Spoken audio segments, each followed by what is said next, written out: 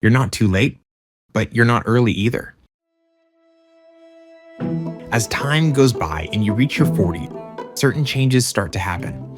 And what do those changes bring? Regret. When you hit 40, life doesn't just nudge you, it smacks you in the face.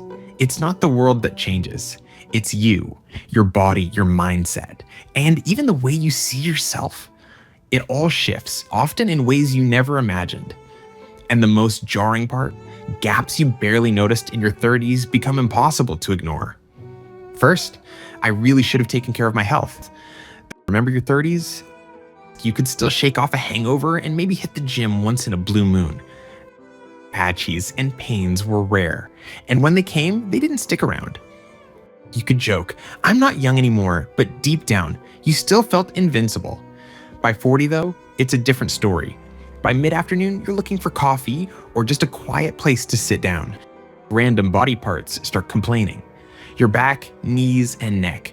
Why do they hurt all the time? Here's the real shocker. You thought you had more time, but 40 slams the door on someday. If you don't start taking care of yourself now, it only gets harder.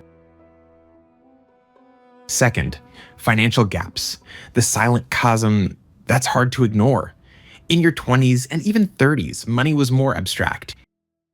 Maybe you noticed small differences. Some friends vacationed abroad while others stayed home. But overall, you were all hustling and figuring things out, so the gaps weren't glaring. At 40, it's a whole different ballgame. Your friends' choices over the past 20 years start shaping their lives in visible ways. Homes, cars, savings, retirement plans, kids' education funds. It's impossible not to notice who's ahead. And for some of us, there's a bitter realization. I should have started earlier. The scariest part, this gap compounds. What feels small now becomes monumental by your 50s and 60s. Third, appearance. Yes, it still matters at 40.